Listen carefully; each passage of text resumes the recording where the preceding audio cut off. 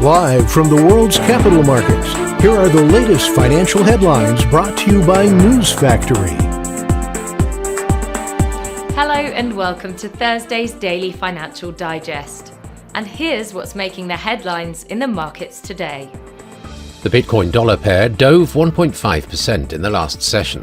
The MACD is giving a positive signal. The euro dollar pair saw a minor dip of 0.1% in the last session. The ROC is giving a negative signal. The pound dollar pair dropped 0.3% in the last session. The ultimate oscillator is giving a negative signal. The Aussie dollar pair fell 0.7% in the last session. The Williams indicator indicates an oversold market.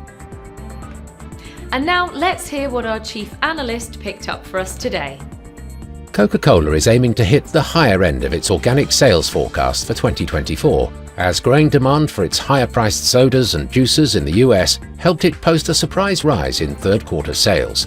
Shares of the Sprite and Fanta maker, however, fell 2%. US existing home sales dropped to a 14-year low in September, weighed down by higher mortgage rates and house prices. The second straight monthly decline in home resales reinforced economists' views that the slump in residential investment, which includes home building, deepened in the third quarter. Japan's regulators are reluctant to approve cryptocurrency-based ETFs, even as global markets embrace spot crypto ETFs.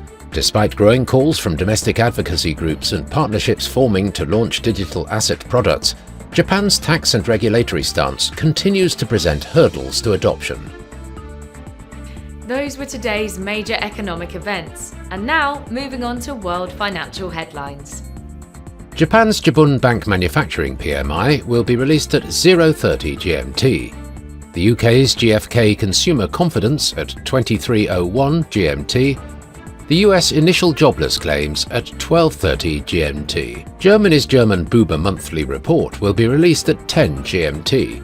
The US Chicago Fed National Activity Index at 12:30 GMT.